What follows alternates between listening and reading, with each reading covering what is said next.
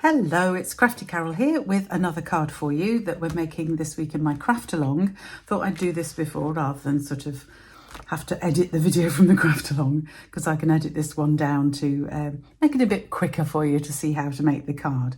And we're going to make a simple aperture card, and I'm using these products. So I'm using this, I planned this well before this. Unfortunately, it's now sold out, but it was the product of the month from June. Just such gorgeous little creatures. But you can use any medium image you like of this sort of size for this card. I'm also going to use the Scalloped Bloom dies. These are just beautiful dies with labels as well. They're huge. Let me show you the real things. And there's lots of different shapes that fit together. If you don't have these dies, you can use circle dies, and stylish shape dies work extremely well.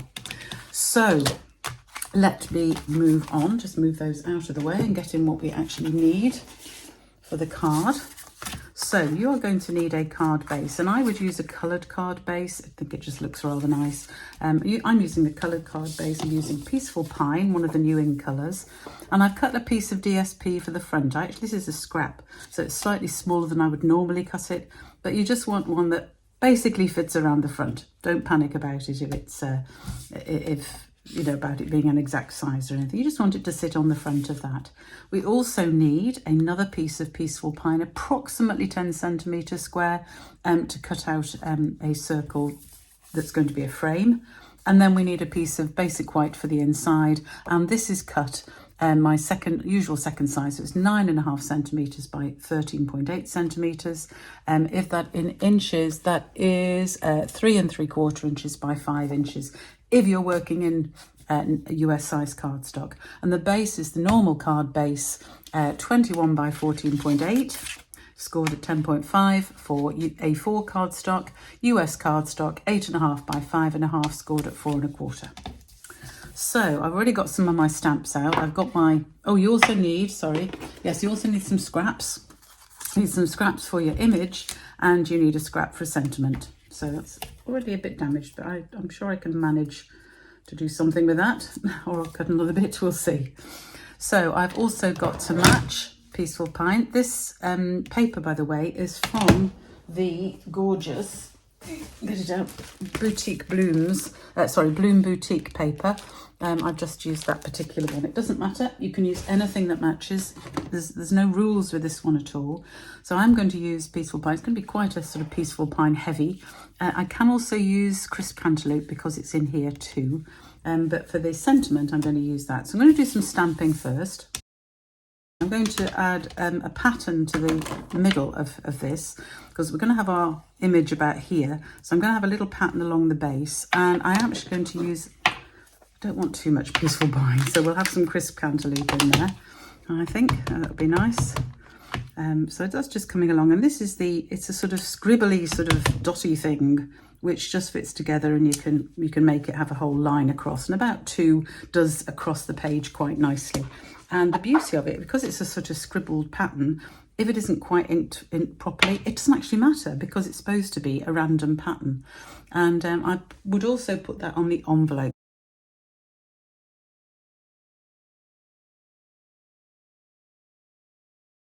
Okay, so I'm going to stamp the greeting as well. I'm going to stamp one greeting inside the card, but I'm actually going to leave that till later. I'm going to stamp the greeting for the front of the card now, which is just simply a happy birthday. This is actually going, I'm going to move it over because I need to get rid of that corner.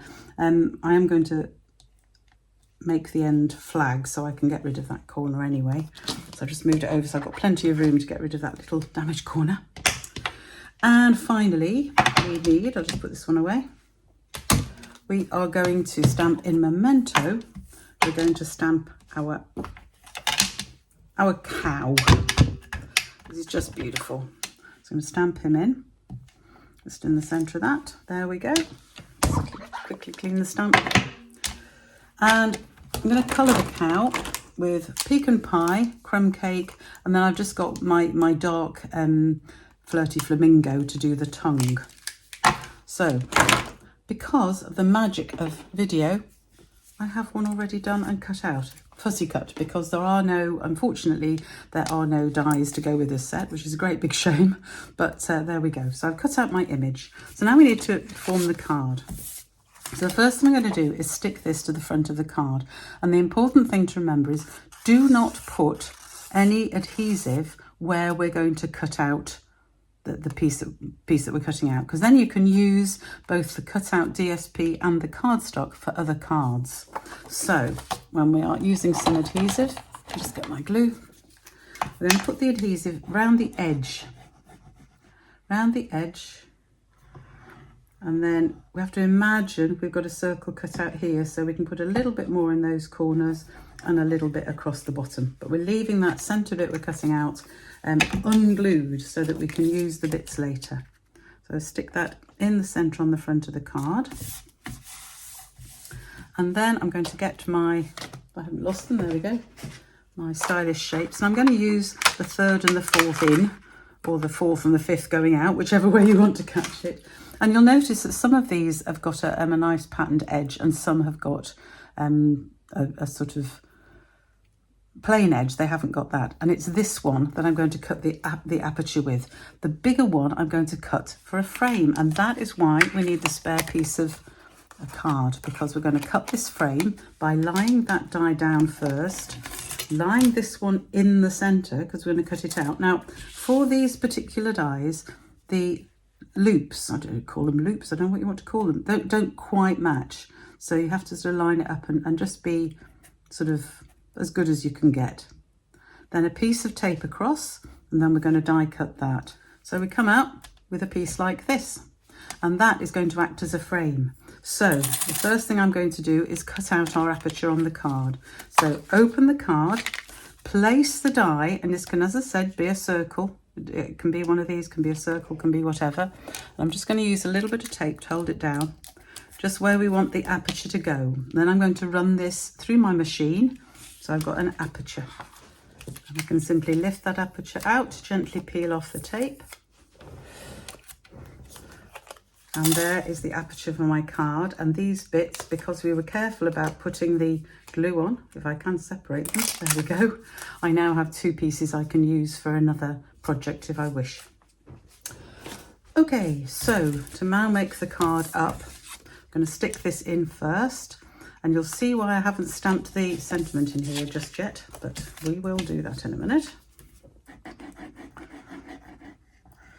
So just put some glue around here.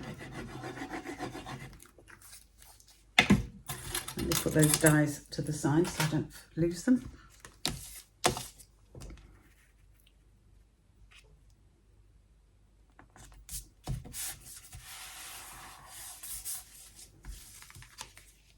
Okay, so we've got this piece that we've just cut out with the 2 dies, and this is my frame. So I'm going to stick this around my aperture.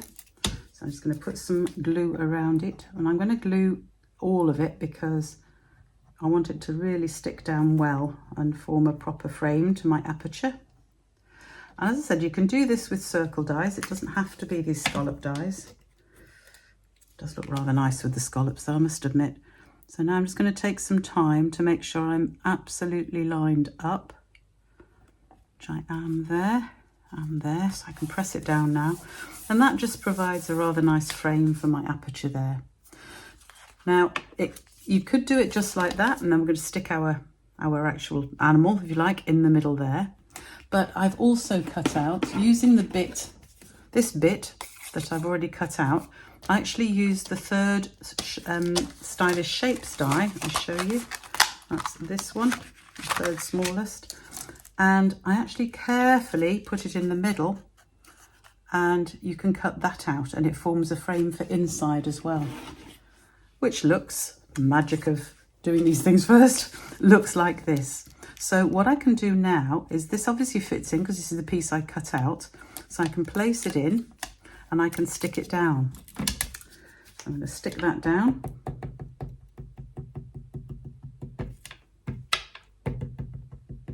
You don't need to do this. If you don't want to bother doing this, that's absolutely fine. I managed to get glue all over my desk, never mind. And now I can use my aperture to make sure this is in exactly the right place. like that. And then move my aperture and press it down properly. Then I can add this in the center here. But before that, I am going to do my greeting. I think I need room to write. So I think I'm going to just pop it at the top there. And I think we might do that. Yeah, do you know what? Let's have a bit more crisp. Whoop. My pads are sticking together as they do. It's lovely that they are magnetic, but can be a pest sometimes. So I'm going to use my crisp cantaloupe, I think, again. And we will have that here. Like that. And that is why I didn't stamp this before. You could stamp it in the circle if you wanted. Totally up to you where you want to stamp it. And then to finish the card, I'm going to stick this in the center, and I'm going to use some dimensionals for that. Oh, I've got end bits of dimensionals here, but that's fine. I'm just going to shape him a little bit around there because that's a rather nice look. And then I can stick him in the middle of my circle. There we have him. And just to add to, I am going to finish this by I'm going to cut that end off because it was bent and I don't like it. Make it equal the other end. And then I'm going to just flag the ends here by cutting up a little bit. You can measure this if you prefer, and then cutting in from each corner. That flags that end. And I'll do the same here again. You can measure it if you want to make sure they're exactly the same. I'm just going to do this by eye. I think I've flagged enough things now that I can get them more or less right. There we go. Just get rid of those bits. And that will go up on dimensionals too. Now you can add some gems to the front of your card. I'm not going to bother with this because I think the paper is so busy. I don't need to add anything else there, but there you go. You could of course cut this out in a different color. You could have put a different color in this one, but I just think it's such a simple, easy aperture card that you can make with any circular die or even square die. This works just as well with square dies, so whatever you have in your stash, have a go at a simple aperture card because they're great fun to make. Thank you for joining me today. All of the details and the measurements are on the website at craftycarolscards.co.uk in my Craft Along blog, and I do hope you can join me again another time. Do sign up for my newsletter so that you know when I'm doing my lives, and I hope you can join me live sometime soon. Bye for now.